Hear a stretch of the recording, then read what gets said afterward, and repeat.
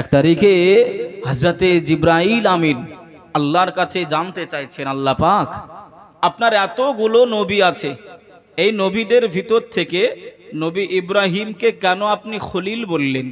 খলিলুন মানে হলো দোস্ত, খলিল মানে হলো বন্ধু। ভাষা বুঝতে পাচ্ছেন তো? এই খলিল সব নবীকে ছেড়ে দিয়ে খালি নবী ইব্রাহিমকেই কেন আপনি খলিল করেছেন, কেন দোস্ত বানিয়েছেন? আল্লাহ পাক বললেন, জিবরাইল আমি উত্তর দেবো না তুমি নিজে উত্তরটা জোগাড় করে নেবে? এই বাবাজি ভাইরা একটু শুনেন, আল্লাহর প্রশংসা কেন করি, কেন মহাব্বত রাখার দরকার, ইবাদত বান্দিগি কেন করবেন? মরে গেলে সব শেষ নয়। হযরত জিবরাইল আমিন বললেন, আল্লাহ আমি নিজেই উত্তর নিয়ে নেব, আপনি বলেন। চলে যাও, আমার নবী ইব্রাহিম দেখো গিয়ে মাঠে ময়দানে এমন করে বেরিয়ে বেড়াচ্ছে, তুমি দূর থেকে যেন নবী ইব্রাহিম শুনতে পাই, ওই রকম ভাবে আল্লাহ পাকের ধ্বনি দেবে, আমার নাম নিয়ে তুমি ডাকবে, পুকারবে। হযরত জিবরাইল আমিন মানুষের রূপ ধারণ করলেন।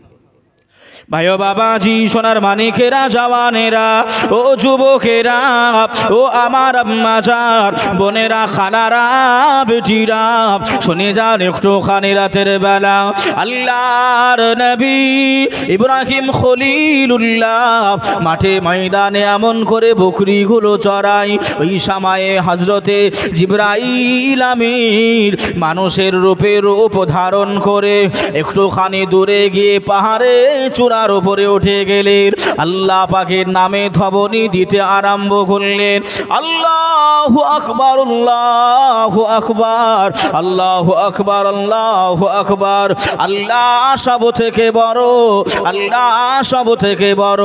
এই ধ্বনিটা হযরতে জিবরাইল আমিন দিতে আরম্ভ করলেন। এমত অবস্থাতে নবিয়ানা হযরতে ইব্রাহিম খলিলুল্লাহ এই আওয়াজটা শুনতে পেয়েছে, কে আল্লাহকে বড় বলে, কে আল্লাহর নামটা উঁচু করে, আল্লাহ পাকে কে বড় বলে ডাকে।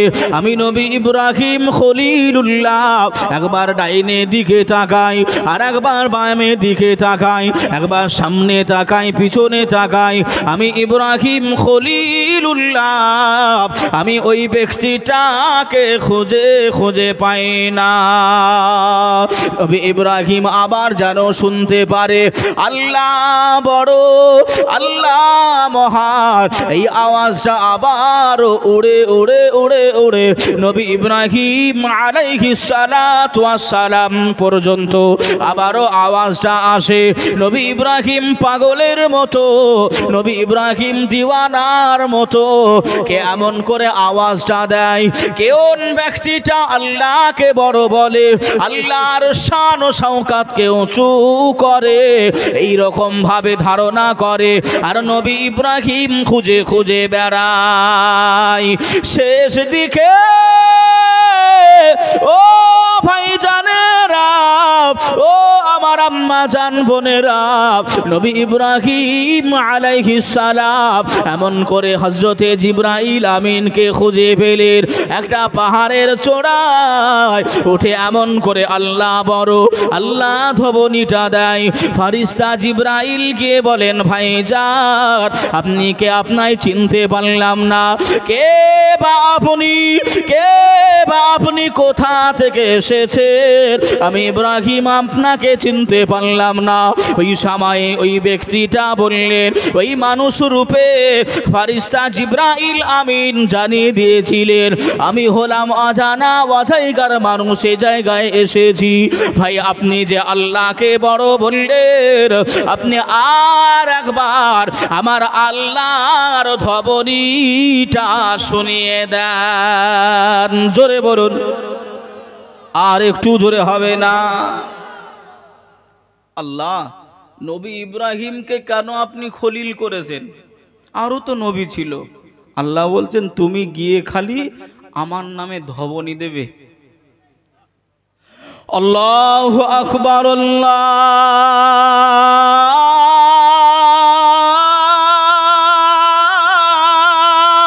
আকবার। ফারিস্তা জিব্রাইল এসে আপনার খালি এই আওয়াজটা দিয়েছে, নবী ইব্রাহিম এমন করে দিওয়ানা হয়ে গেছে। জোরে হবে না সুবহানাল্লাহ? ভাই প্রেমিক যদি হয়, তার যদি একটা সুতোও পাওয়া যায়, তবু আপনার আদর করতে মন যায়। এই যুবকেরা একটু সাক্ষী দাও। হ্যাঁ, যদি প্রেমিক যদি আপনার সত্যিকারের সে যদি প্রেমিক হয়, আর যদি আপনার নাম দেখানো বা গিরাম দেখানো বা টাইম পাস যদি করে, কথা দিয়ে দেবে এমন করে ইসলামপুরে দাঁড়িয়ে থাকো, ও সারাদিন বেলতলা আস্তলায় দাঁড়িয়ে থাকবে, যাবে না।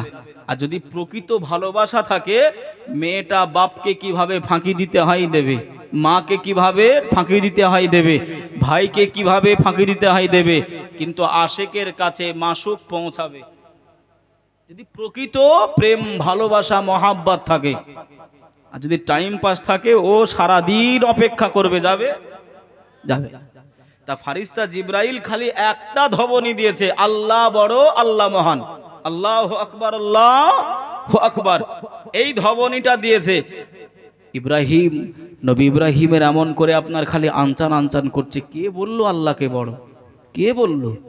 খুঁজে খুঁজে খুঁজে খুঁজে দেখে একজন আপনার পাহাড়ে, ছোট্ট পাহাড়ের চূড়াতে উঠে আল্লাহর নামে প্রশংসা করছেন, আজান দিচ্ছেন। ভাই আপনি যে আল্লাহকে বড় বললেন, আরেকবার বলবেন। ওই ডাকটা খুব শুনতে ভালো লাগে। কি আপনাদের ভালো লাগে না? আরেকবার দেবো, দেবো। আপনারা বলছেন বলে দিচ্ছি, নাহলে দিতুম না। আল্লাহু আকবার, আল্লাহু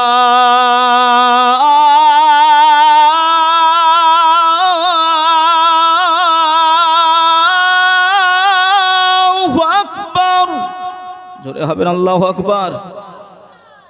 আবার এমন করে আপনার যখনই বলতে বললেন, বলছে আমার ইচ্ছা হলো তাই আমি বললাম, আমার ইচ্ছা হলো আল্লাহকে তাই আমি বললাম। এবার আপনার কথায় যে বলবো, আপনি কি দেবেন আমাকে? ফারিস্তা জিব্রাইল মানুষ রূপে এসে বলতেছে, আমার ইচ্ছা হয়েছিল আল্লাহকে বড় বলেছি, মহান বলেছি, আপনার কথায় আমি কেন মহান বড় বলতে যাব? আপনার ভালো লাগে তো আমি কি করব? ভাই ও বাবাজি, সোনার মানিকেরা, জওয়ানেরা, নবী ইব্রাহিম খলিলুল্লাহ ওই সময় ফারিস্তা জিব্রাইল আমিনকে ওই সময় জানিয়েছিলেন, ও আল্লাহ পাকের বান্দা, আমি নবী ইব্রাহিম খলিলুল্লাহ জানিয়ে দিলাম, আপনি যে আমার কাছে বকরিগুলো দেখেন, এই বকরি যে আমি চড়াই, এই বকরির মালিক হলাম আমি। জোরে বলুন সুবহানাল্লাহ। আপনি যদি আল্লাহকে বড় বলেন, আপনি যদি আল্লাহকে মহান বলেন, আল্লাহ যদি শান উঁচু করেন, আল্লাহর শান যদি আপনি বাড়িয়ে দেন, আমি নবী ইব্রাহিম, আমি খলিলুল্লাহ, আমি জানিয়ে দিলাম, ঘোষণা দিলাম, জান জান জান, আল্লাহকে একবার বড় বলবেন, আল্লাহকে একবার মহান বলবেন, আল্লাহর প্রশংসা একবার করবেন, আমার এই 40টা বকরি ছাগল আমি আপনাকে হাদিয়া করে দেব। জোরে বলুন, আরো জোরে হবে না সুবহান। ও ভাই বাবাজিরা, ও সোনার মানিকেরা, জওয়ানেরা, যুবকেরা, ও আমার আম্মা জান, বোনেরা, খালারা, বেটিরা, শুনে যান একটুখানি রাতের বেলা আল্লাহর নবী ইব্রাহিম খলিলুল্লাহর এই কথাটা শুনে ফারিস্তা জিব্রাইল আমিন ওই সময় আল্লাহর নামে ধ্বনি আবার দিতে আরম্ভ করলেন, আবারও উঁচু করতে আরম্ভ করলেন। ওই 40টা ছাগল আল্লাহর নবী ইব্রাহিম আল্লাহর প্রশংসা শোনার জন্য, আল্লাহ বড় এটা শোনার জন্য ওই ফারিস্তা জিব্রাইল আমিন মানব রূপে এসে তাকে হাদিয়া করেছিলেন। জোরে হবে না সুবহানাল্লাহ? কতটা ছাগল? যদি 2000 করেও একটা ছাগলের দাম হয়, হ্যাঁ 80,000 টাকা, 80,000 টাকা। খালি একবার কি শুনবে? আল্লাহ বড়, আল্লাহ বড়, আল্লাহ মহান, আল্লাহ বড়, আল্লাহ মহান। নবী ইব্রাহিম খালি একবার শুনবে, আর এটা ফারিস্তা জিব্রাইল আমিন মানুষ রূপে এসেছে, বলবে 40টা ছাগল পেয়ে গেল। জোরে হবে না সুবহানাল্লাহ? হ্যাঁ বাবাজি, সেই মহাব্বত ভালোবাসা আমার আপনার কি আছে? হ্যাঁ, মসজিদে আজান হয়, চাচার দোকানে আপনার টিভি চলে, একজন মুরব্বি গিয়ে বলতে চাইছে, চাচা আজান হচ্ছে, টিভিটা একটু কমাও, বন্ধ করো। ও তখন ভলিউম কমাচ্ছে যেন আশেপাশে কেউ বুঝতে না পারে। হ্যাঁ, যে মসজিদে আজান হচ্ছে আমার আপনার বাড়িতে, টিভি আপনার আগেতে বন্ধ হতো, এখন আপডেট হয়ে গেছে, খালি সাউন্ড আপনার মুড করে দেয়। কথা ভুল বলতেছি? এখন আপডেট হয়ে গেছে, মানুষ নিউ ভার্সন, হ্যাঁ নিউ ভার্সন চলে এসেছে। বাবাজি, আল্লাহর প্রশংসা, মসজিদে আজান হয়, আমার মায়েরা মাথায় কাপড় দেয় না, দেয় না? হ্যাঁ, কিন্তু আপনার দেখবেন মুসলমানের ছেলে মসজিদে আজান হচ্ছে আর চায়ের দোকানে মুখে একেবারে টানতেস। ভাই ও বাবাজি, সোনার মানিকেরা, ও জওয়ানেরা, ও যুবকেরা আমার, আম্মা জান, বোনেরা, খালারা, বেটিরা, মন খারাপ করবেন না, করবেন না, দুঃখ নেবেন না, কষ্ট নেবেন না, মন খারাপ করবেন না।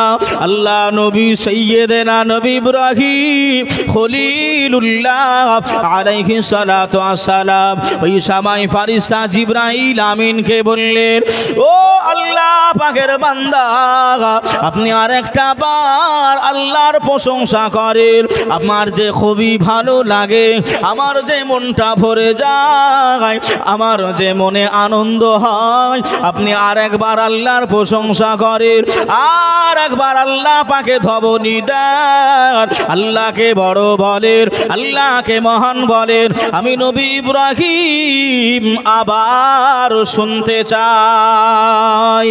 আল্লাহ পাকের মালাইকা ফারিস্তা, আল্লাহ পাকের ফারিস্তা মণ্ডলীদের ভিতর থেকে ফারিস্তা জিবরাইল আমিন জানিয়েছিলেন, ও আল্লাহর নবী ইব্রাহিম, আপনি একবার আল্লাহকে মহান বলতে বললেন, আল্লাহকে বড় বলতে বললেন।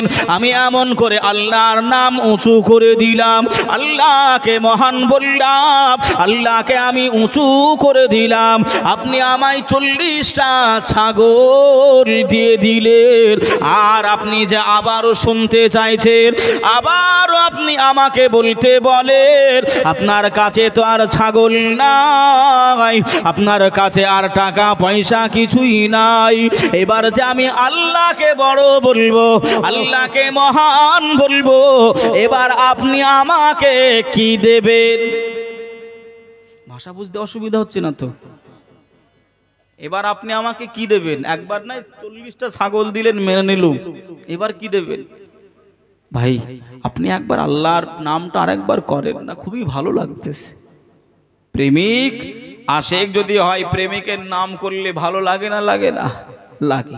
ভাই আরেকটা বার আপনি করেন না, আল্লাহকে একবার আরেকটা বার আপনি বড় বলেন, মহান বলেন। ফারিস্তা জিবরাইল বলছে, আপনার কাছে তো আর কিছু নেই, তাহলে বলবো কেন? কিছু বলেন, কিছু দেন, তাহলে বলবো। ভাই ও বাবাজি, সোনার মানিকেরা, আল্লাহর নবী নবী ইব্রাহিম খলিলুল্লাহ ওই সময় জানিয়েছিলেন, ও আল্লাহ পাকের বান্দা, আমি নবী ইব্রাহিম জানিয়ে দিলাম, আমি ঘোষণা করে দিলাম, জান জান, আপনি আল্লাহকে বড় বলবেন, আল্লাহকে মহান বলবেন। আমি নবী ইব্রাহিম কথা দিলাম, আমি নবী ইব্রাহিম ওয়াদা করলাম, ওই 40টা ছাগল চড়াতে যে আপনার রাখালের প্রয়োজন, আপনার যে একটা মানুষের প্রয়োজন হবে, জান জান জান, আল্লাহর প্রশংসা করবেন, আল্লাহকে বড় বলবেন, আল্লাহকে মহান বলবেন। আমি নবী ইব্রাহিম ওয়াদা করে দিলাম, ওই ছাগলের রাখাল হয়ে যাব। জোরে বলুন সুবহান, আরো জোরে হবে না সুবহানাল্লাহ। ও তেজু সিংহপুর এলাকাবাসীরা, ও আমার আম্মা জান বোনেরা, খানারা, বেটিরা, সেই আল্লাহর নাম শুনলে আমাদের মনটা কাঁপে নাই, কাঁপে নাই? আল্লাহর নামে মহাব্বত আমাদের আসে নাই? আল্লাহর ঘর মসজিদে যখন আজান হয়, আমরা মুসলমান এদিক ওদিকে ঘোরাঘুরি করি, চায়ের দোকানে আড্ডা দিই, চায়ের দোকানে আড্ডা দিই, সময় দিই, তাসের আড্ডায় আমরা সময় দিই, আমরা নামাজগুলো আদায় করতে পারি না, আল্লাহর ডাকে সাড়া দিতে পারি না। কথা ঠিক না ভুল? 5 বার আল্লাহ ডাকে, কয়বার? 5 বার, কিন্তু আমরা সাড়া দিতে পারি নাই। কাজ রয়েছে, চায়ের দোকানে বসে রয়েছে, তাসের আড্ডায় বসে রয়েছে, ক্যারাম খেলতেছে, কিন্তু মসজিদে যাবে না। কেন? ও মসজিদে মুয়াজ্জিন আর ইমামকে দায়িত্ব দিয়েছে, হাইয়া আলাস সালাহ হাইয়া আলাল ফালাহ, ইমাম আর মুয়াজ্জিন তুরাই চালা। আমাদের ধ্যান ধারণা এরকম হয়ে গেছে, টাকা দিয়ে মসজিদ করব, টাকা দিয়ে ইমাম সাহেব পুষ বাবার নামাজও পড়তে হবে নাকি? কথা কি খারাপ লাগতেছে বাবাজি? বর্তমান অবস্থা বলতেছি, যদি আল্লাহ পাকের আপনি ইবাদত বান্দিগি না করেন, আল্লাহ কি রহমত করবে? এই আমার আপনার সংসারে আল্লাহ কি রহমত করবে? কখনোই করবে না। আল্লাহ পাক আমার আপনার হলো স্রষ্টা, আমার আপনার মালিক। সেই আল্লাহ পাকে যদি ভাই আমরা ইতায়াত না করতে পারি, বান্দিগি না করতে পারি, আল্লাহ কি দয়া মায়া আমার আপনার প্রতি করবে নাকি? করবে না। আমি যে তোমার বান্দা প্রভু, তুমি যে আমার মালিকি খোদা। আমি যে তোমার বান্দা প্রভু, তুমি যে আমার মালিকি খোদা। আমি যে তোমার বান্দা প্রভু, তুমি যে আমার মালিকি খোদা। তাই তো হৃদয়, তাই তো হৃদয় চাই পরিচয়, তাই তো হৃদয় চাই পরিণয়, তোমার সাথে মন বাঁধা গো। আমি যে তোমার বান্দা প্রভু, তুমি যে আমার মালিকি খোদা। জোরে হবে না? আর একটু জোরে হবে না? ডাকলে তুমি দাও সাড়া দাও, কাঁদিলে তুমি দুঃখ ভোলাও। আল্লাহ ছাড়া আপন আপন কেউ নাই। আপনার যত বড়ই রোগ হোক না কেন, যত বড়ই বিপদ হোক না কেন, আল্লাহ ছাড়া উদ্ধার করার মালিক আর কেউ আছে? কেউ নাই। তাই কবি কত সুন্দর আকারে কথা বলছে, দেখে, ডাকলে তুমি দাও সাড়া দাও, কাঁদিলে তুমি দুঃখ ভোলাও। ডাকলে তুমি দাও সাড়া দাও, কাঁদিলে তুমি দুঃখ ভোলাও।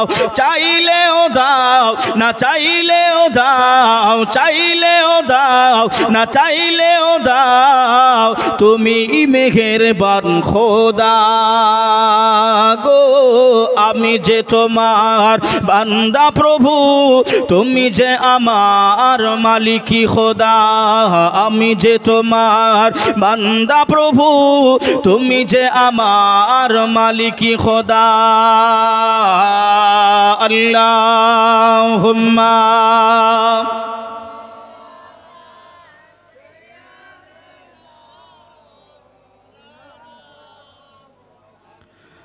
وعلى آل سيدنا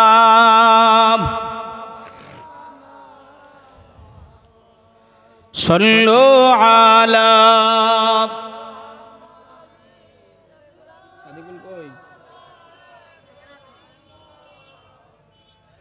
हरदम ज़बा से निकालो,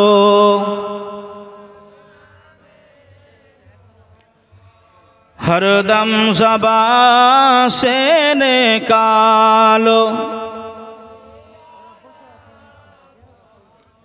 ভাই বাবাজি আমার সোনার মানিকেরা, ও জওয়ানেরা, ও যুবকেরা, ও আমার আম্মা জান বোনেরা, খালারা, বেটিরা, শুনে যান একটুখানি রাতের বেলা। তাই বাবাজি বলি, আল্লাহ আমাদের হায়াত দিয়েছে, আল্লাহ আমাদের মওত দেবে। যে কটা দিন বেঁচে রয়েছে আল্লাহর ইতায়াত করুন, আল্লাহর প্রশংসা করুন। নবী যেগুলো বলেছেন সেগুলো মান্যতা দেন। আল্লাহ নবী বলেছেন বুনিয়াল ইসলামু আলা খামসিন, আল্লাহ শাহাদাতান আল্লাহ ইলাহা ইল্লাল্লাহ। আল্লাহ নবী জানিয়ে দিলেন ইসলামের ভিত হলো পাঁচটা। প্রথম নাম্বার হলো কলেমা, দ্বিতীয় নাম্বার হলো নামাজ, তিন নাম্বার হলো রোজা। এই তিনটা জিনিস করতে টাকা পয়সা লাগে না। রোজা করবেন টাকা লাগবে না, নামাজ পড়বেন টাকা লাগবে না, কলেমা পড়বেন টাকা লাগবে না। কি বা ফকির, কি বা ধনী, কি বা মধ্যবর্তী, সকলের ওপরে এই কলেমা, নামাজ আর রোজা ফরজ। ও ভাই বাবাজিরা, আপনাদের শোনা কথা, জানা কথা, আমি লম্বা চওড়া ইতিহাস টানবো না, আমি লম্বা চওড়া জীবনী টেনে নিয়ে যাব না। আল্লাহর নবী ইব্রাহিম খলিলুল্লাহ জীবনে এত কষ্ট করেছিলেন। ও ভাই বাবাজিরা, নবী ইব্রাহিম খলিলুল্লাহ আলাইহিস সালাতু ওয়াস সালাম এক সময় এমন করে সূর্যের দিকে লক্ষ্য করে বলে, এই সূর্যটা কি আমাকে তৈরি করেছে? এই সূর্য কি আমারও মালিক হতে পারে? ওই সূর্যটা যখন ধীরে ধীরে ধীরে ধীরে ওই সূর্যটা যখন ডুবে গেল, নবী ইব্রাহিম ওই সময় বলতে আরম্ভ করল, এ সূর্য আমার মালিক হতে পারে না, এই সূর্য আমায় বানাতে পারে না, কেননা ও নিজে অস্তমিত নিয়ে যাচ্ছে। চাঁদ আমার হয়তো মালিক হবে না, না না না, চাঁদ এমন করে ডুবে যায়, চাঁদ এমন করে শেষ হয়ে যায় যে আমার মালিক হবে, আমার স্রষ্টা হবে, তার কোনো শুরু নাই, শেষও নাই। এক তারিখে ওই জামানাতে ওই নমরুদের এলাকাতে এমন করে ভাই গ্রামের বাহিরে একটা মেলা হতো। ওই মেলায় সব বুত পূজাকারীরা, সমস্ত পূজাকারী বুত পূজাকারীরা ওই মেলায় সবাই গ্রাম ফাঁকা করে চলে গেল। নবী ইব্রাহিম আলাইহিস সালাতু ওয়াস সালাম ওই সময় মনে মনে চিন্তা করলে, কাঁধে একটা কুড়ুল নিয়েছে, ওই কুড়ুলটা নিয়ে, ওই কুড়ালটা নিয়ে যে ঘরে ওই মূর্তিগুলো রাখা হয়, ওই ঘরে একা একা প্রবেশ করেছে। নবী ইব্রাহিম দেখে ওই ঠাকুরের সামনে, ওই মূর্তিগুলোর সামনে ভালো মন্দ খাবার তৈরি রয়েছে। ওই ঠাকুরেরা খাই নাই, ওই ভোগগুলো খাই নাই, ওই মূর্তিগুলো খাই নাই। নবী ইব্রাহিম খলিলুল্লাহ রাগান্বিত হয়ে গিয়ে ওই সময় মূর্তিগুলোকে বলে, এ ঠাকুরের দলেরা, ও মূর্তিরা, তোমাদের সামনে এত ভালো ভালো খাবার, এত সুন্দর সুন্দর ফল, তোমরা কেন খাও নাই? কেন তোমরা খেতে পারো নাই? তোমাদের নিজে খেতে পারো নাই, আর তোমাদেরকে নিজেই বানায়, আবার তো পূজা করে, আবার ভেঙে দেয়। তোমরা কেমন করে হলে? আজ আমি ইব্রাহিম খলিলুল্লাহ আমি এমন করে কুড়াল নিয়ে এসেছি, এক কলি থেকে নবী ইব্রাহিম খলিলুল্লাহ ওই মূর্তিগুলোর গর্দানগুলো উড়িয়ে দিতে আরম্ভ করলেন। একদিক থেকে ভাঙতে আরম্ভ করে দিলেন, ভাঙতে ভাঙতে ভাঙতে ভাঙতে সব থেকে যে বড় ঠাকুর, সব থেকে যে বড় মূর্তি, ওই মূর্তি ঠাকুরটার নাম হলো হবল। ওই হবলের হাতে ওই কুড়ালটা চাপিয়ে বাড়ি চলে এসেছে। সব থেকে বড় ঠাকুরের নাম কি? হবল ঠাকুর। এই হবল ঠাকুরের হাতে কুড়ালটা দিয়ে নবী ইব্রাহিম বাড়ি চলে এসেছে। মেলা শেষ হয়ে গেছে, সবাই বাড়ি আসবে, বাড়ি আসতেছে। তা বাড়ি আসার আগে সবাই একটু মূর্তিগুলোকে আপনার পুজো করে তারপরে নিজের বাড়ি যাবে। গিয়ে দেখতেছে একজনারও আর মাথা আপনার উঁচু নেই, সব মাটিতে। এ কথা বুঝছেন না বোঝেন নাই? সব ভাঙাচুরো অবস্থা, দেখে তো অবাক। এ কাজ কার? কার এত বড় সাহস হলো?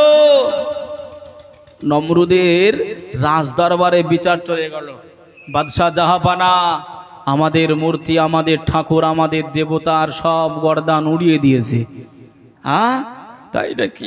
তাড়াতাড়ি করে এসে দেখে সত্যি তো তাই। কে হতে পারে? তো ওই যে ইব্রাহিম রয়েছে, ও আমাদের মূর্তিকে মেনে নেয় না, ও মূর্তিকে পূজা করে না, ঠাকুর মেনে নেয় না, ওরই হয়তো কাজ।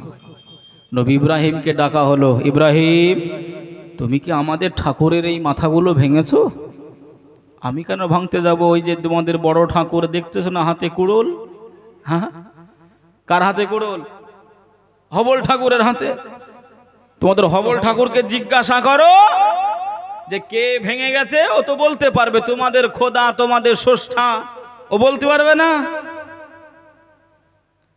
ইব্রাহিম তুমি আমাদের সঙ্গে চালাকি করো না।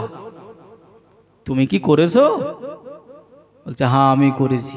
তোমাদের ঠাকুর নিজেকে নিজে বাঁচাতে পারেনি, তা তোমাদের দেবতা কি করে হলো? তোমাদের পালনকর্তা কি করে হলো যে নিজেকে বাঁচাতে পারে না? কথা ঠিক না ভুল? নবী ইব্রাহিম যে আপনার বলেছে, নমরুদের এমন করে আপনার হাই ভোল্টেজ আরম্ভ হয়ে গেছে। এত বড় সাহস! বিচার হবে। কি বিচার হবে? এমন করে আপনার সব পাঠিয়ে দিল, জঙ্গলে চলে যাও, জঙ্গলে গিয়ে তোমরা কাঠ নিয়ে এসো। ভাই আমি লম্বা চড়া করছি নি, খুব সংক্ষিপ্ত করতেছি। যে কাঠ নিয়ে এসে এমন করে আপনার অগ্নিকুণ্ড আপনার আর তৈরি করা হলো। তৈরি করে নবী ইব্রাহিমকে যে ফেলে দেবে, নবী ইব্রাহিমকে আগুনে দেবে, তাহলে তো কাছে যেতে হবে। কিন্তু আপনার কয়েক কিলোমিটার আগে থেকে তাপমাত্রা সহ্য করা যায় না। ভাটায় গিয়েছেন কেউ? ভাটায় যে আপনার ওপরে যে আগুনের তাপ হয়, তাপ নাই বাপ, প্রচুর তাপ। এরা গিয়ে যে ফেলবে, সেই ফেলার এমন করে অবকাশ নাই। কি করে ফেলবে চিন্তায় পড়ে গেছে। আগুন তো তৈরি করেছে, তাও আবার কাদেরকে দিয়ে কাঠ বহিয়ে এনেছে জানেন? লম্বা চড়া করলে করা যায় বাবা। ভাইও বাবাজি, সোনার মানিকেরা, জওয়ানেরা, ও যুবকেরা, ও আমার আম্মা জান, বোনেরা, খালারা, বেটিরা, শুনে যান একটুখানি রাতের বেলা নমরুদ এই সময় ঘোষণা করে দিলেন, এ আমার রাজ্যবাসীরা, এ আমার এলাকাবাসীরা, আমি তোমাদের বাদশাহ, আমি তোমাদেরকে অ্যালাউন্স করে দিলাম, আমি এলান করে দিলাম, আমি তোমাদেরকে জানিয়ে দিলাম, যাও যাও যাও, নবী ইব্রাহিমকে আগুনে ফেলা হবে, আগুনে পুড়িয়ে মেরে ফেলে দেওয়া হবে। তোমরা এমন করে যে যেমন ভাবে পারবে তোমরা চলে যাও ওই জঙ্গলের ভিতরে, আর কাঠগুলো জোগাড় করে নিয়ে একই জায়গায় অগ্নিকুণ্ডা সাজাও।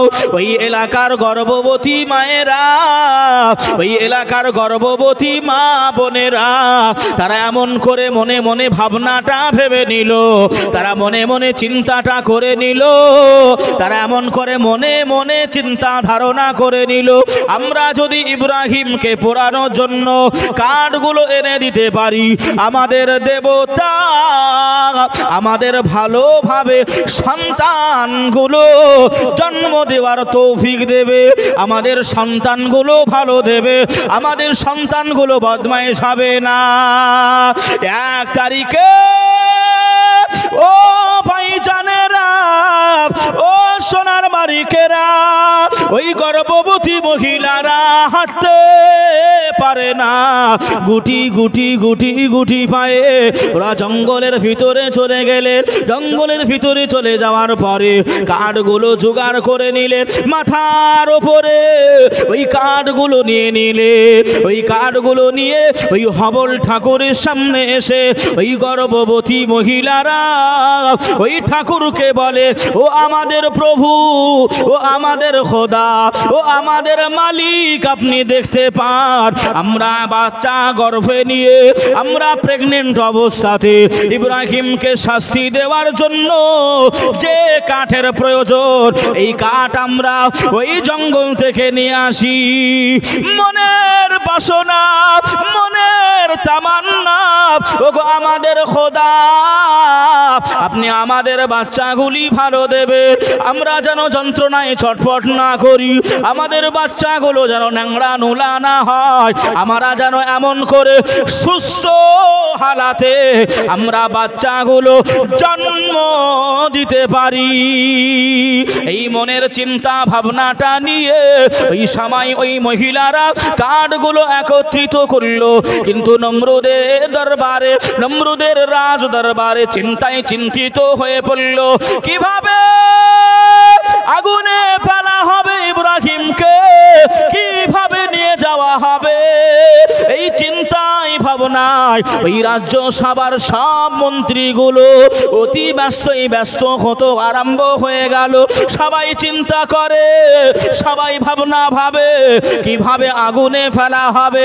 ওই সময় মুমিনের পাকা দুশমন, আল্লাহওয়ালার পাকা দুশমন শয়তান আজাজিল ওই সময় নমরুদের কাছে এসে বললেন, এ নমরুদ, তুমি চিন্তা করো না, তুমি ভাবনাটা ভেবে নিও না, আমি শয়তান এমন একটা বুদ্ধি দেব, আমি এমন একটা তোমাকে চিন্তা দেব, আমি এমন একটা তোমাকে সূচনা বানিয়ে দেব, নবী ইব্রাহিমকে অনেক দূর থেকে ওই আগুনে ফেলা হবে। কে এসে যুক্তি দিচ্ছে? শয়তান এসে বলতে, এই নমরুদ, তুই অত ভাবতেছিস কেন, আমি তো রয়েছি, ভাবনা করতে হবে। বাবাজি, আপনারা কে কে আমাদের সনাতনী ধর্মের ভাইয়েরা যে চরক মেলা করে দেখেছেন? দেখেছেন? দেখেছেন না? তাহলে বুঝতে পারবেন। ওই রকম ভাবে আপনার শয়তান বুদ্ধি দিল, এই বাঁশ বাঁধো, বাঁশ হয় না, বাঁশ বাঁধো, বাঁশের আগায় নবী ইব্রাহিমকে দাও, ঘুরিয়ে পাক মেরে দাও, অগ্নিকুণ্ডায় চলে যাবে। এটা কার বুদ্ধি? এটা কার বুদ্ধি? সনাতনী ধর্মের ভাইদের জিজ্ঞাসা করবেন, এই চরক মেলাটা, এই চরক জিনিসটা এই জায়গা থেকে উদ্বৃত্ত হলো, তৈরি হলো। বুঝতে পারলেন কথাটা? এখান থেকেই তৈরি। যে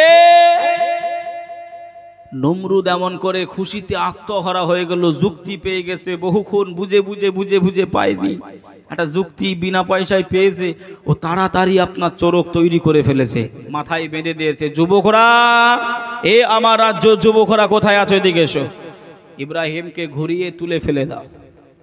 আল্লাহ আল্লাহ, ইব্রাহিম হুজুরকে এমন করে আপনার বেঁধে দিয়েছে, তুলবে। আল্লাহ পাকের মালাইকা ফারিস্তাদেরকে আল্লাহ হুকুম দিচ্ছেন, ওগো আমার মালাইকা গণেরা, ও ফারিস্তা মণ্ডলীরা, তোমরা চলে, আপনারা চলে যান, চলে যান। আমার নবী ইব্রাহিমকে চরকে বেঁধেছে, আমার নবী ইব্রাহিমকে চরকে বেঁধে দিয়েছে, আপনারা চলে যান, চলে যান, চলে যান। ওই বেঈমানেরা, ওই নমরুদে দলের লোকেরা যেন চরকটা তুলতে না পারে, আপনারাও গিয়ে ওই চরকটা ধরে থাকবে। ওই যুবকেরা একবার চেষ্টা করে, পারে নাই, পারবে না, ওরা আবারও চেষ্টা করে, আবারও তোলার চেষ্টা করে, পারল না, আবারও চেষ্টা করে, পারল না। কিভাবে পারবে? গোটা বিশ্বের মানুষ যদি একদিকে হয়ে যায়, আল্লাহর মালাইকা ফারিস্তারা যদি একদিকে হয়ে যায়, শক্তিতে কি পারা যাবে? কখনোই ভাই বাবাজি আমার সোনার মানিকেরা, আল্লাহ পাকের ফারিস্তারা চেপে ধরে রয়েছে, আর ওই বেঈমানেরা, ওই কাফেরেরা ওরা এমন করে তোলার চেষ্টা করে, এক চুল পরিমাণ ওই চরকটা তুলতে পারে না, ওই চরকটা হিলাতে পারে না, ওই চরকটা নড়াতে পারে না। ওরা এমন করে ঘামে ঘামান্বিত হয়ে গেল, ওরা এমন করে পেরেশান হয়ে গেল। আমরা এতগুলো যুবক ওই নবী ইব্রাহিম একা ওকে তুলতে পারি না। কি আশ্চর্য, আমরা এতগুলো যুবক আর নবী ইব্রাহিম একা কত কেজি হবে না জানি, কোনটা লিবা হবে, আমরা তুলতে পারতেছি না। বাবাজি আমাদের ভিতরে তো কিছু বুদ্ধিমান লোক আছে না?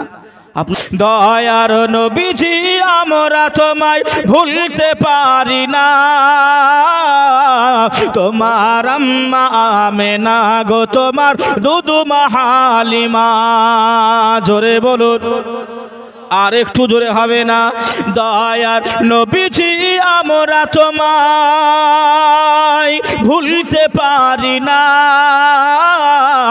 তোমার আম্মা আমেনা গো, তোমার দুদুমা হালিমা, তোমার আম্মা আমেনা গো, তোমার দুদুমা হালিমা।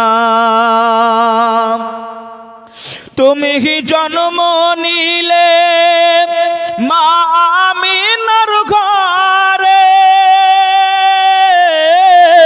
খোদার ফারিস্তা আসে সে ঘরে, তুমি সিরাতে রাসূল মারে ফাতের বুলবুল, তোমার দুয়া কবুল করতে খোদা দেরি করে না, তোমার আম্মা আমেনা গো, তোমার দুদুমা হালিমা, তোমার আম্মা আমেনা গো, তোমার দুদুমা হালিমা। দয়ার নবীজি আমরা তোমায় ভুলতে পারি না, তোমার আম্মা আমেনা গো, তোমার দুদুমা হালিমা, তোমার আম্মা আমেনা গো, তোমার দুদুমা হালিমা। ভাইও বাবাজি সোনার মানিকেরা, ও জওয়ানেরা, ও যুবকেরা, আমার আম্মা জান বোনেরা, খালারা বেটিরা, শুনে যান একটুখানি রাতের বেলা নবী ইব্রাহিমকে ওই চরকে বেঁধে দিয়েছে 40 জন যুবক, তাগড়া যুবক, নওজোয়ান যুবক, 40 জন যুবক মিলে তুলতে পারে নাই, কারণ আল্লাহ পাকের ফারিস্তা মণ্ডলীরা ওই চরকটা যেন না তুলতে পারে, এজন্যই চাপ দিয়ে রেখে দিয়েছে। জোরে বলুন, আরো জোরে হবে না সুবহান। এদিকে বাদশাহ নমরুদের কাছে এসে হাজির হয়ে যাওয়া হলো। ও বাদশাহ নমরুদ, আমরা এমন করে 40 জন যুবক, সে এমন করে মাজা ভাঙা যুবক নয়, দুর্বল যুবক নয়, টাটকা নওজোয়ান যুবক 40 জন মিলে ওই চরক তুলতে পারি নাই, ওই চরক আমরা হিলাতে পারি নাই, ওই চরক আমরা নড়াতে পারি নাই। নমরুদ আবারও চিন্তায় চিন্তিত হয়ে গেল। কেমন কথা তোমরা শোনাচ্ছ, কেমন কথা তোমরা আমাকে বলছো, ও আমার সঙ্গী সাথীরা, এমন করে কিভাবে ফেলবো, কিভাবে আগুনে দেব, এটাই চিন্তা করেছিলাম, এটাই ভাবনা ভেবে নিয়েছিলাম, কিন্তু এখন তো চৌকাটা ওঠে নাই, চরকটা ওঠে নাই, কিভাবে এটা সম্ভব হবে? কেমন অবস্থাতে ও ভাই বাবাজিরা, শয়তান আজাজিল আবারও ওই নমরুদ বাদশার কাছে এসে হাজির হয়ে গেল। ও বাদশাহ জাহাপানা, ও নমরুদ বাদশাহ, আপনি রাগান্বিত হবেন নাই, আপনি চিন্তিত হবেন নাই, আপনি ভাবনাটা ভাববেন নাই। আমি শয়তান আজাজিল জানিয়ে দিলাম, আপনার এলাকার, আপনার রাজ্যের সমস্ত যুবকরা যদি এক হয়ে যায়, ওই চরকটা হিলাতে পারবে না, ওই চরকটা নড়াতে পারবে না, ওই চরকটা তুলতে পারবে না। নমরুদ বাদশাহ ওই সময় শয়তান আজাজিলের কাছে জানতে চাইল, কেনই বা তুলতে পারবো না, কেন তাগাতে পারবো না, কোনো কি ভুল হলো? ও বাদশাহ জাহাপানা, শুনে রেখে দাও, জেনে রেখে দাও, আল্লাহর মালাইকা গণেরা, আল্লাহর ফারিস্তা মণ্ডলীরা ওই চরকে হাত দিয়ে রয়েছে, ওই চরকে চাপ দিয়ে রয়েছে। কোনদিন ওই চরক আপনি তুলতে পারবেন না।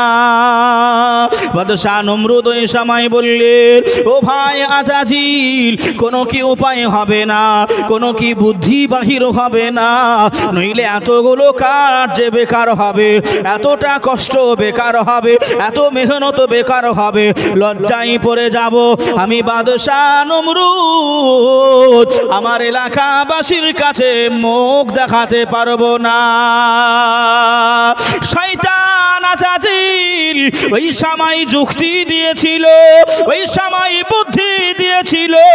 ও বাদশাহ নমরুদ, আপনি শুনে রেখে দেন, এমন করে টাটকা নওজোয়ান যুবতী 40টা নারীকে আপনি রেডি করে, যাদের বিবাহ হয় নাই, যাদের শাদী হয় নাই, এই রকম কিছু বিটি ছেলে 40 জন মেয়ে ছেলে যুবতী নারীকে রেডি করে, 40 জন পুরুষকে রেডি করে, যাদের বিবাহ শাদী হয় না, আপনি তাদেরকে রেডি করিয়ে দেন। ওই চরকের কাছে চলে যাবে, সবার সামনে উলঙ্গ হয়ে তারা জিনায় লিপ্ত হবে, তারা খারাপ কাজ করবে, তারা এমন করে যৌন হরণ করবে, তারা জিনায় লিপ্ত হয়ে যাবে। উলঙ্গ অবস্থাতে ওই 40 জন নারী পুরুষ মিলিত হওয়ার কারণে যে জায়গায় হারাম জিনিস হবে, যে জায়গায় নাজায়েজ হবে, যে জায়গায় আল্লাহর বিধানকে উল্টে দেওয়া হবে, ওই জায়গায় আল্লাহ পাকের ফারিস্তারা থাকে না। ও বাদশাহ নমরুদ, আপনি জেলাটা জানিয়ে দেন, আপনি প্রকাশ্য খারাপ কাজ করান, দেখেন ওই জায়গা থেকে আল্লাহর মালাইকারা চলে যাবে, আল্লাহর মালাইকারা চলে যাবে, আর আপনি ওই অবস্থায় ওই 40 জন নারী, ওই 40 জন যুবককে ওই নাপাকি গায়ে ওই চরকটা তুলে আর নবী ইব্রাহিমকে ফেলে দাও।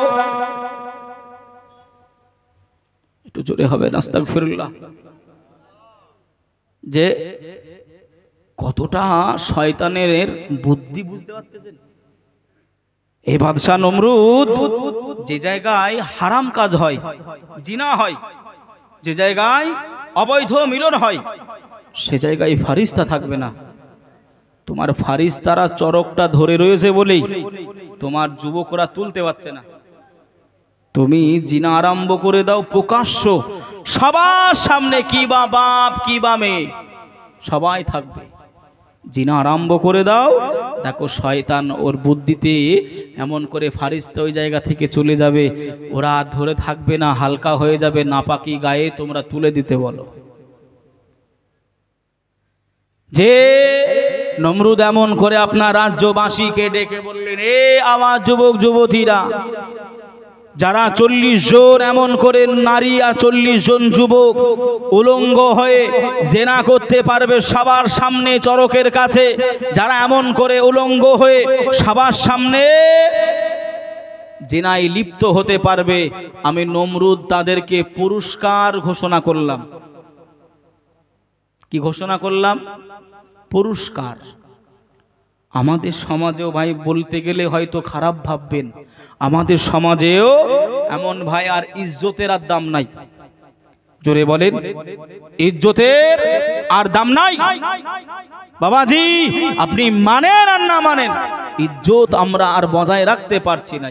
যদি আমার আপনার ইজ্জত বজায় থাকতো, আমার আপনার স্ত্রী, আমার আপনার মা, আমার আপনার বোন, আমার আপনার বাড়ির মেয়ে ছেলেদেরকে কোনো সময় বেপরদা হয়ে রাস্তায় ঘোরাফেরা করতে দিতাম না।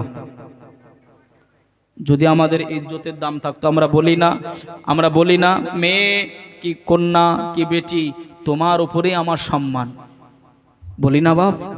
কিন্তু সেই মেয়েটাই দেখেন এমন করে আপনার মেলায় খেলা বলেন, রাস্তাঘাট বলেন, সব জায়গায় বেপরদাহীনতার সঙ্গে ঘোরাঘুরি করতেছে। শাস্তি জানেন? শাস্তি জানেন? একজন মেয়ে ছেলে অপর মেয়ে ছেলের, একজন মেয়ে ছেলে অপর মেয়ে ছেলের যদি আপনার পিঠ দেখে নাই, কি দেখে নাই বাপ? পিঠ।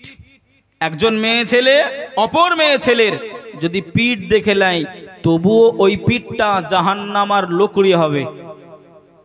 পুরুষরা দেখলে আপনার কি হবে? কথা হয়তো খারাপ লাগতে পারে বাবা, কিন্তু ভালো করে বুঝবেন বিষয়গুলো। ভাই ও বাবাজি, সোনার মানিকেরা, জওয়ানেরা, ও যুবকেরা, ও আমার আম্মা জান বোনেরা, খালারা, বেটিরা, শুনে যান একটুখানি রাতের বেলা আল্লাহর নবী ইব্রাহিমকে ওই চরকে বাঁধা অবস্থায় 40 জন নারী আর 40 জন পুরুষ ওই চরকের কাছে চলে গেল। ওই চরকের কাছে গিয়ে তারা নিজের নিজের নিজের নিজের বস্ত্রগুলো, নিজের জামা কাপড়গুলো ওই মেয়ে ছেলেগুলো, ওই বেটা ছেলেগুলো, ওই 40 জন পুরুষ আর মেয়ে ছেলে তারা এমন করে উলঙ্গ হয়ে গেল। আহারে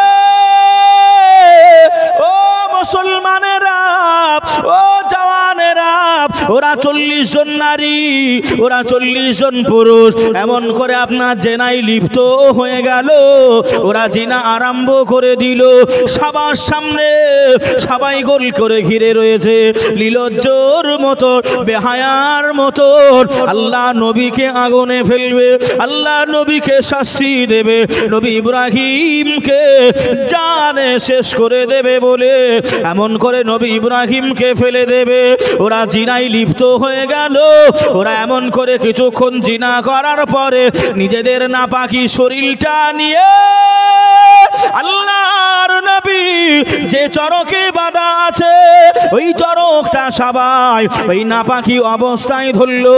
নাপাকি অবস্থায় ধরে ঘুরিয়ে ঘুরিয়ে ঘুরিয়ে ঘুরিয়ে আল্লাহর নবী ইব্রাহিম খলিলুল্লাহকে ওই আগুনের দিকে নিক্ষেপ করা হলো। আল্লাহর নবী আগুনে এখনো পড়ে নাই। আল্লাহর মালাইকা জিবরাইল আমিন আল্লাহর নবী ইব্রাহিমের কাছে আসলেন। ইয়া আল্লাহর নবীর কাছে এসে বললেন, ও আল্লাহর নবী ইব্রাহিম, আমি ফেরেশতা জিবরাইল আমিন, আপনার কি কোনো সাহায্য দরকার? আপনার কি কোনো উপকারের দরকার? আপনার কি কোনো প্রয়োজন দরকার? আমি ফেরেশতা জিবরাইল, আমি আপনার সহায়তা করব। ও মুসলমানেরা, ও ভাইজানেরা, ঈমান শক্ত আল্লাহর নবী ওই সময় জবাব দিয়েছিলেন, ও মালাইকা জিবরাইল আমিন, আমি নবী ইব্রাহিম জানিয়ে দিলাম, জান জান জান, আপনার সহায়তার, আপনার উপকারিতার, আপনার সাহায্যর আপনার আমার দরকার নাই। আমার মহান স্রষ্টা, আমার মহান রব্বুল আলামিন আল্লাহ পাক যদি আমায় সাহায্য করে, ওই সাহায্যটাই আমি নবী ইব্রাহিম আমার জন্য যথেষ্ট। জোরে বলুন, আর একটু জোরে হবে না সুবহানাল্লাহ।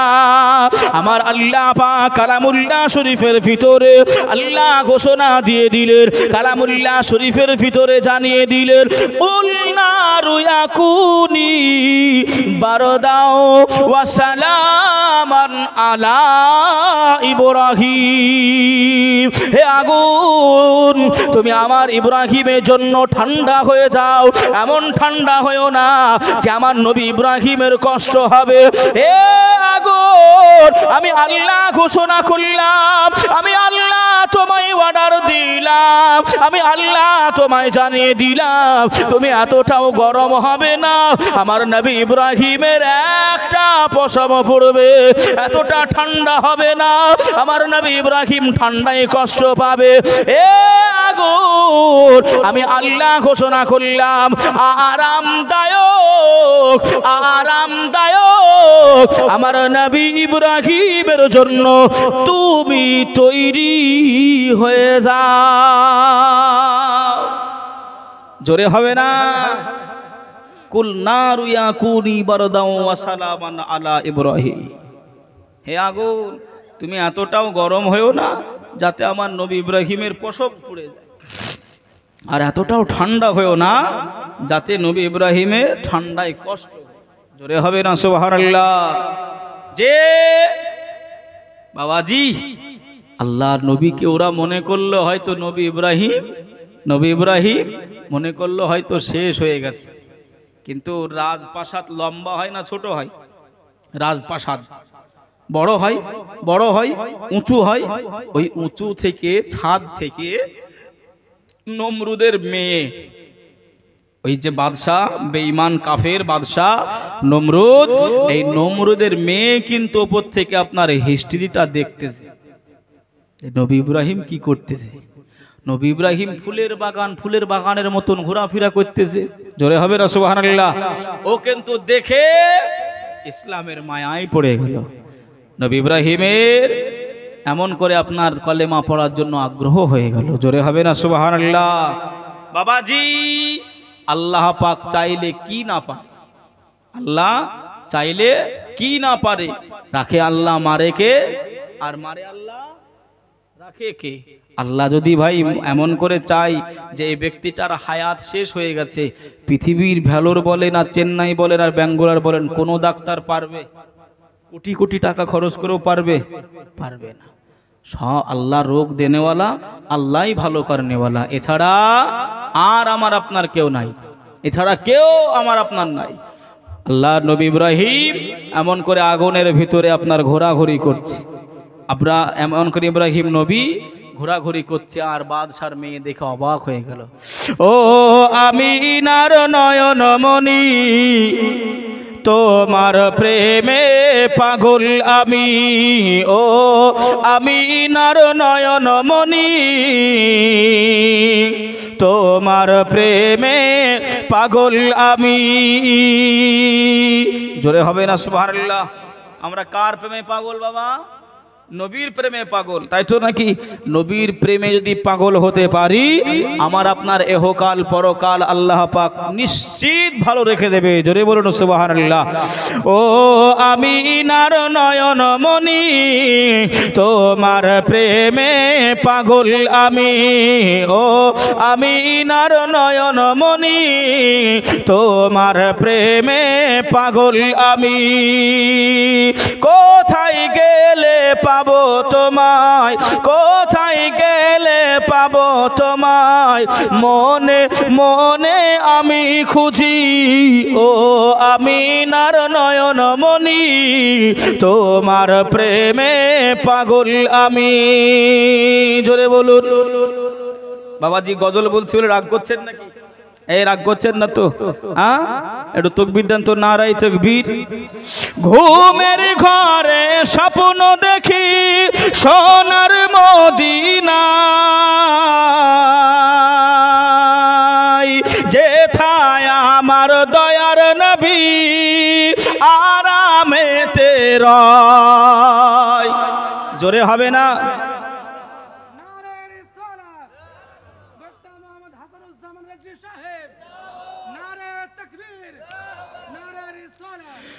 ঘুমের ঘরে স্বপ্ন দেখি সোনার মদিনা, যেথায় আমার দয়ার নবী নিহিরালাতে রয়। নয়। ঘুমের ঘরে স্বপ্ন দেখি সোনার মদিনায়,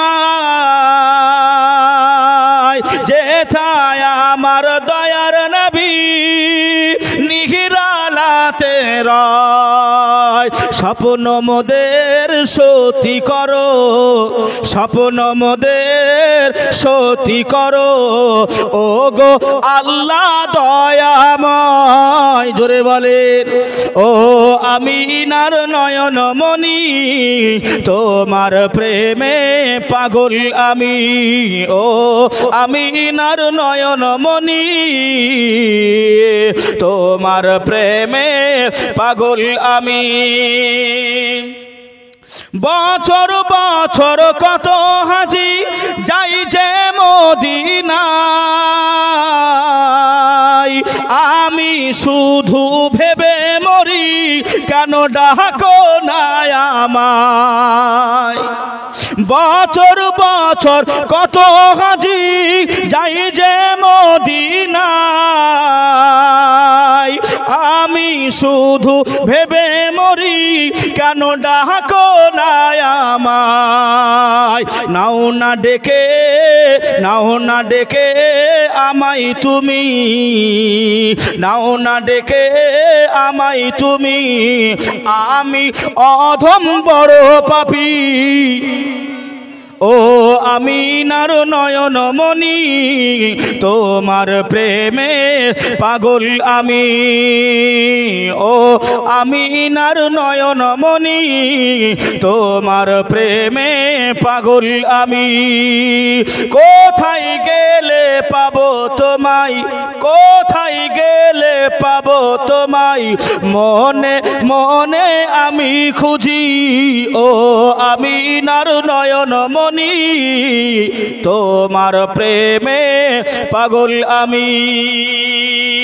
নবী ইব্রাহিম এমন করে আপনার রেখে দিয়ে যারা অবৈধ কাজ করলো, হারাম কাজ করলো, জেনা করলো, যে সমস্ত যুবক যুবতীরা, যে সমস্ত যুবক যুবতীরা, আমি আসতেছি, তবে মসজিদের ভাই এমন করে আপনারা দান দিয়েছেন, মন ভরে, মন ভরে দান দিয়েছেন। আমার হুজুর কেমন করে আপনারা হাত খুলে দান করেছেন।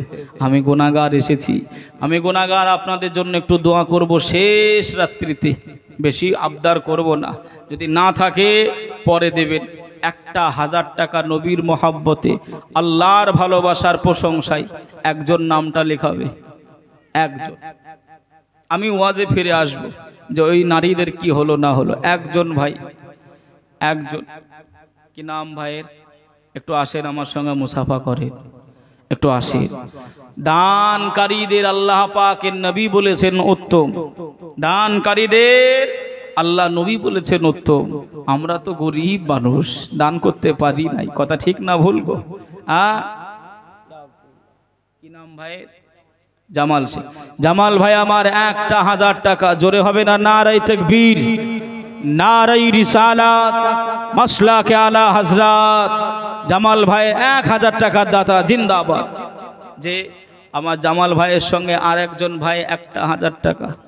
আমি ফিরে আসবো আজে, দেরি করব না, যেই বহু রাত্রি হয়ে গেছে। আর একজন ভাই 1000 টাকা, নবীর ভালোবাসায় এতক্ষণ ধরে বসে রয়েছেন। আল্লাহর ঘর মসজিদ নির্মাণ হবে, যতদিন পর্যন্ত ওই মসজিদে সেজদা হবে, নামাজ চলবে, আপনি সওয়াব পাবেন। এ দেখেন আমার যুবক ভাই, কত আছে ভাই? 2000। এ দেখেন আমার ভাই 2000 টাকা। নামটা ভাই? জি। এ দেখেন এত সুন্দর নাম, সুম্মা আমিন, জোরে হবেন আল্লাহুম্মা আমিন।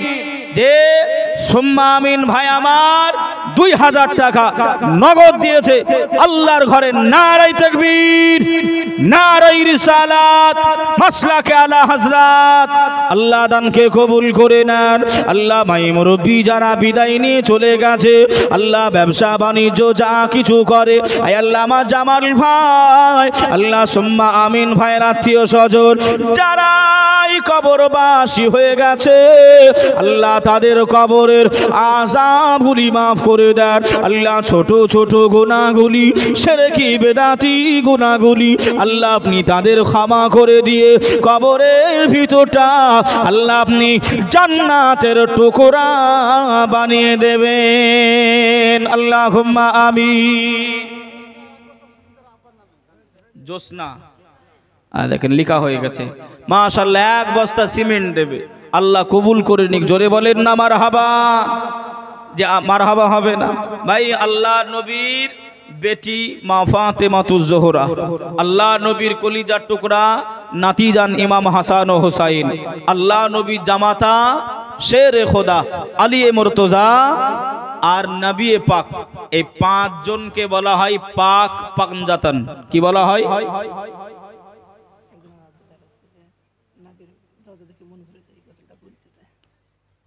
যে বাবাজি এমন করে ভাই আপনার পাক পাঞ্জাতন, তা ভাই 5 জনার নামে হুজুরের পাক পাঞ্জাতনের নামে 3 নম্বরে একটা 1000 টাকা।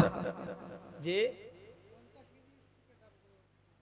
একটু আসেন না চাচা, একটু আমার সঙ্গে মুসাফা করেন, আমার জন্য দোয়া করবেন। যে আমার জন্য দোয়া করবেন। কত বললেন চাচা? 50 কেজি শিখ, 50 কেজি রড। আমার চাচা নাম কি? সাবাতুল্লাহ চাচা আমার 50 কিলো রড আল্লাহর ঘর মসজিদে দান করবেন। জোরে হবে না মারহাবা, জোরে হবে না মারহাবা। আল্লাহ দানকে কবুল করে নিক। মাই মুরব্বী যারা বিদায় নিয়ে চলে গেছে, আল্লাহ সকলের দানকে কবুল করে নিয়ে কবরের আযাব মাফ করে দিক। আল্লাহুম্মা আমিন। 3 নম্বরে ভাই একটা 1000 টাকা বলেছি।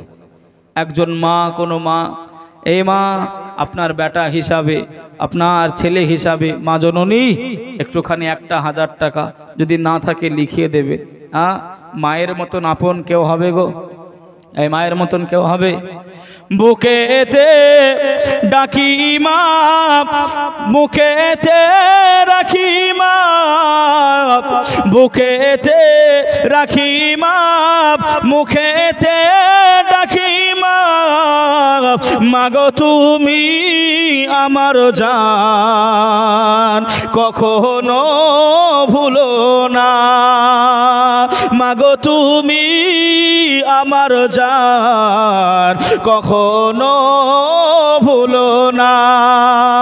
মুখেতে ডাকি মা, বুকেতে রাখি মা, মাগো তুমি আমার জান কখনো ভুলো না, মাগো তুমি আমার জান কখনো ভুলো না।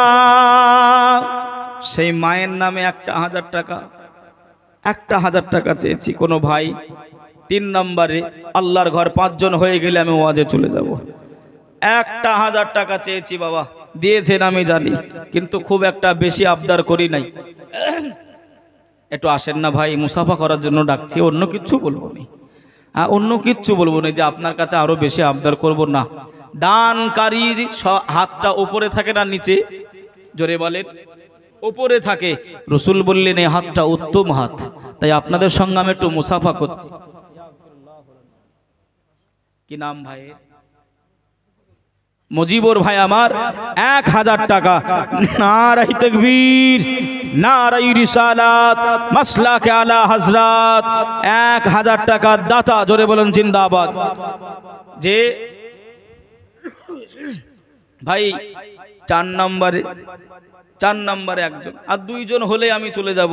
ওই আপনার যারা গা না ধুয়ে নাপাকি অবস্থায় চোরকটা তুলে রাজদরবারে যাবে, কি পুরস্কার হবে একটু শুনবেন। আর 2 জন, ও মা বোনেরা, আপনার ছেলে হিসাবে, ভাই হিসাবে চেয়েছি মা একটা 1000 টাকা। এ দেখেন আমার একজন মা এসেছে, এদিকে দেন ভাই।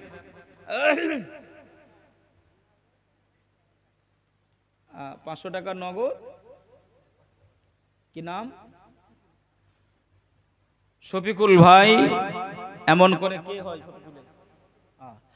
আমার শফিকুল ভাইয়ের স্ত্রী 1000 টাকা দেবে। 500 টাকা নগদ, 500 টাকা ওয়াদা।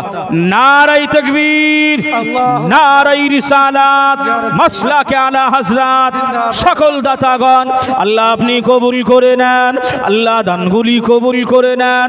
ও দয়াময় আল্লাহ পাক, গায়ের ঘাম ঝরানো আল্লাহ, এমন করে রক্তগুলো পানি করা টাকা আল্লাহ, আব্বা মারা গেছে, মা মারা গেছে, ব্যবসা বাণিজ্যর নামে আমি গুনাহগার, খাতাকার, সিয়াকার আল্লাহ, আমার হাতে দানগুলো করে আল্লাহ আপনি সকলে দান কবুল করে নেন। আল্লাহ তাদের মনের ইচ্ছাকে পূরণ করেন। আল্লাহ তারা যে খাটাখাটনি করে আল্লাহ, ব্যবসা বাণিজ্য করে, আয় রোজগারে আল্লাহ আপনি বৃদ্ধি নসিব করে দেন। আল্লাহ আব্বা মা বিদায় নিয়ে যদি চলে যায় আল্লাহ তাদের কবরের আযাব মাফ করে দেন। আল্লাহ তাদের সংসারে আয় উন্নতি নসিব করেন।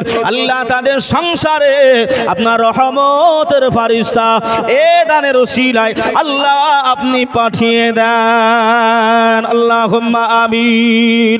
ও তেজসিংহপুর এলাকাবাসীরা একটুখানি বলেন না বাবা, 5 নম্বরে আর একজন ভাই আমার 1000 টাকা। কে সৌভাগ্যবান আছো যার শেষ ভালো, তার সবই ভালো? কে এমন করে বলবে হুজুর আমার আব্বা নাই, আমার মা দুনিয়ায় নাই, আমার স্ত্রী নাই, বেটা বেটি নাই, একটু তার নামে দোয়া করবেন। আমি কলিজা ভরে প্রাণ উজাড় করে ওই আব্বা মায়ের নামে, ভাইয়ের নামে দোয়া করব। 5 নম্বরে একজন ভাই 1000 টাকা।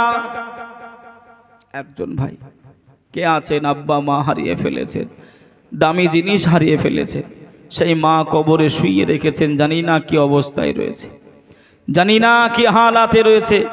একজন ভাই আমার 1000 টাকা, যে এক জায়গায় দাঁড়ালে, দোকানে শপিং করতে গেলে 1000 টাকা একটা শার্টের দাম, একটা শার্টের দাম।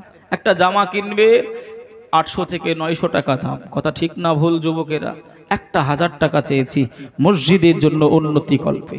একজন হবে না যে একজন ভাই আমার আল্লাহর ঘর মসজিদে যদি দান করা হয়, আমার নবী পাক ওই সময় বললেন, বাবারা বাবারা, ও বাবা সাহাবীরা, আমি রাসূলুল্লাহ জানিয়ে দিলাম ওই মসজিদে যতদিন পর্যন্ত ওই ব্যক্তিগুলো নামাজ আদায় করবে, ওই মুসল্লিরা নামাজ আদায় করবে, ওই তেজসিংহপুর এলাকাবাসীরা নামাজ আদায় করবে, ওই যে তার টাকায় মসজিদটা গড়া হলো, যতদিন মসজিদটা থাকবে সদকায়ে জারিয়া হিসাবে যার নামে দান করা হবে, সে কবরে শুয়ে শুয়ে শুয়ে শুয়ে ওই সবগুলি তার কবরে পৌঁছাই দেওয়া হবে। জোরে বলুন। একটা ভাই আমার 5 নম্বরে, একটু আসেন ভাই, মুসাফা করেন, কষ্ট যদি না হয় একটু আসেন, যে একটু আসেন, যে আমার দেখেন ভাইজান 5 নম্বরে যার শেষ ভালো, আয় কথা বলেন, যার শেষ ভালো বাবাজি তার সব ভালো। আমার ভাইজান 5 জনের কাছে আবদার করেছিলাম যে কি নাম ভাই, জুলফিকার ভাই, আব্বা জানের নামে 1000 টাকা। নারায়ে তাকবীর, নারায়ে রিসালাত, মাসলাকে আলা হযরত, 1000 টাকার দাতা জিন্দাবাদ।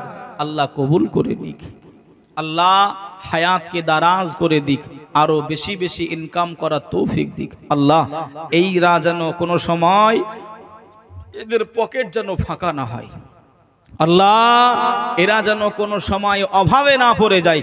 আল্লাহ এতটুকু আপনার কাছে এই নিশিরাত্রিতে জলসার স্টেজ থেকে আপনার বান্দা বান্দীদের সাক্ষ্য রেখে দোয়া চাইলাম, আল্লাহ যারাই দান করলো আমার হাতে বা করবে, আল্লাহ এদের অভাব আপনি কোনোদিন দেবেন না। আল্লাহুম্মা আমিন। ভাই ও বাবাজি, সোনার মানিকেরা, জওয়ানেরা, ও যুবকেরা, ও গো আমার আম্মা জান বোনেরা, খালারা বেটিরা শুনে যান একটুখানি রাতের বেলা ওই সময় নমরুদ ওই যেমন করে জিনাকারীদের ওই সময় আপনার ওই যে জিনা করলো যারা ওই যে নোংরা মেয়ে ছেলে নোংরা বেটা ছেলে নাপাকি অবস্থায় রাজ দরবারে পুরস্কৃত করা হবে, রাজ দরবারে পুরস্কার দেওয়া হবে। সবাইকে সারি সারি করে লাইনে দাঁড় করানো হলো। মেয়ে ছেলেরা লাইন দিয়ে দাঁড়িয়ে গেল। 40 জন নারী নাপাকি অবস্থাতে ওই বাদশাহ রাজ দরবারে দাঁড়িয়ে গেল। 40 জন পুরুষ নাপাকি অবস্থাতে ওই রাজ দরবারে দাঁড়িয়ে গেল। বাদশাহ জাহাপানা ওই সময় এমন করে ফয়সালা টেনে দিলেন, অর্ডার দিয়ে দিলেন, হুকুম দিয়ে দিলেন, ও আমার সঙ্গে সাথীরা, আমি বাদশাহ নমরুদ আমি ঘোষণা করে দিলাম এই সমস্ত নারীদের কপালে, এই সমস্ত মহিলাদের কপালে এমন করে তোমরা কালো নয়, এমন করে নীল নয়, তোমরা এমন করে লাল ফিতা, লাল ফিতাগুলো কপালে মেরে দাও। আমার রাজ দরবারের এটাই সব থেকে এমন করে 1 নাম্বার পুরস্কার হলো ওই 40 জন নারীকে তাদের কপালে লাল ফিতা মারা হলো। কি ফিতা বাবা? ও মায়েরা, ও বোনেরা, খালারা, বেটিরা শুনে যান একটুখানি রাতের বেলা যারা মাথায় এমন করে, যারা কপালে টিপ পরিধান করেন, যারা কপালে টিপ দেন, যারা কপালে টিপ দেন, ও মা বোনেরা কষ্ট নেবেন না, দুঃখ নেবেন না। আমি আমার কথা বলি নাই, আল্লাহর নবীকে চরকে ফেলেছিল যারা, যে সমস্ত মহিলারা এমন করে বেপরদাহীনতা লীলজ্জ ভাবে উলঙ্গ অবস্থাতে তারা 40 জন পুরুষের সঙ্গে এমন করে খারাপ কাজে লিপ্ত হলো, যারা জিনাগুলো করলো, আমার আপনার জাতি পিতা ইব্রাহিম খলিলুল্লাহকে ওই আগুনে নাপাক অবস্থায় ফেলে দিল। ওই নারীদের নমরুদ বাদশাহ লাল ফিতা কপালে দিয়ে দিল। ওই জায়গা থেকে ও মা বোনেরা টিপ চলে এসেছে। আপনি যদি টিপ পরেন, নবী ইব্রাহিমের আপনি শত্রুতা করলেন, আপনি যদি টিপ পরেন ওই মেয়েদের অনুভক্ত হলেন, ওই নোংরা চরিত্রহীনতা ওই মেয়েদের সঙ্গে লিপ্ত হয়ে গেলেন।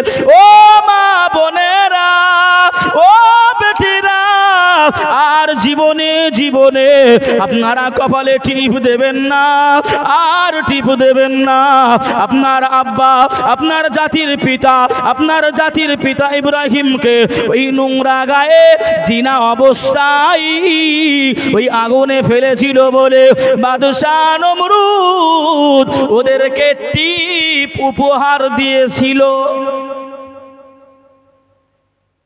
কথা কি খারাপ লাগতেছে?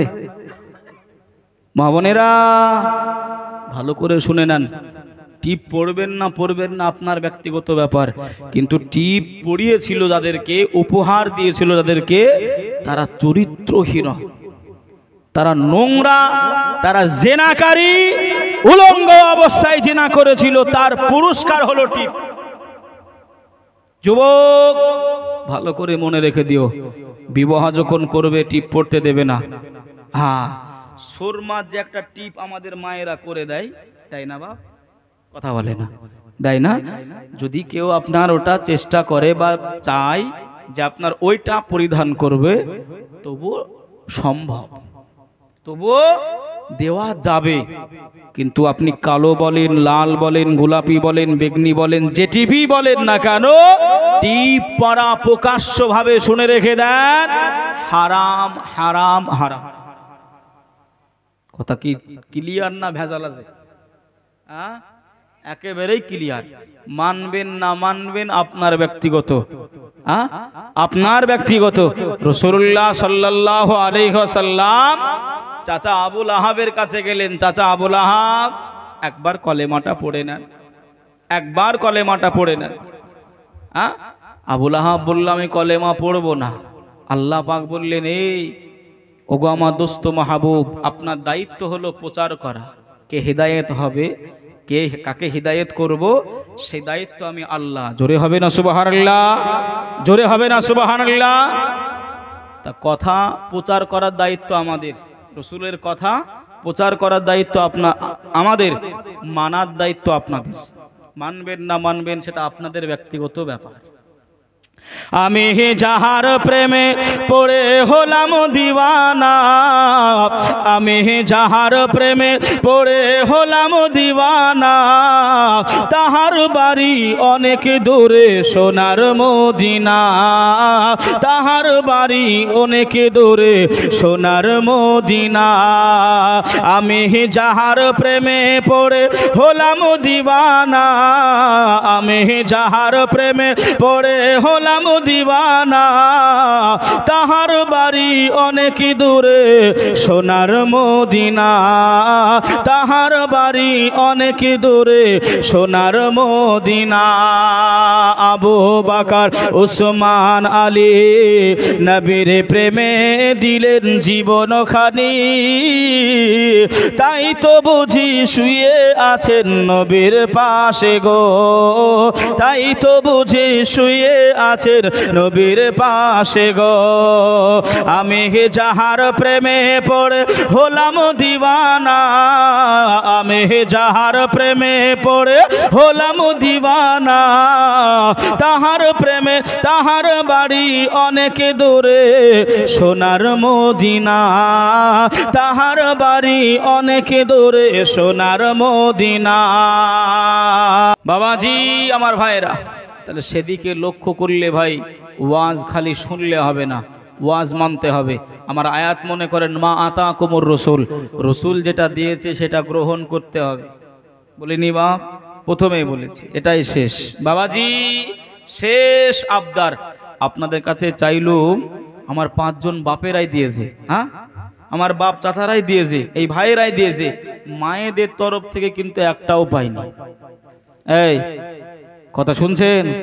মায়েদের তরফ থেকে একটাও পাইনি। ও মা বোনেরা, মায়ের ভালোবাসার গজল একটা শোনাবো, কিন্তু দেখেন নিজাম ভাই আমার 2000 টাকা দিয়েছে।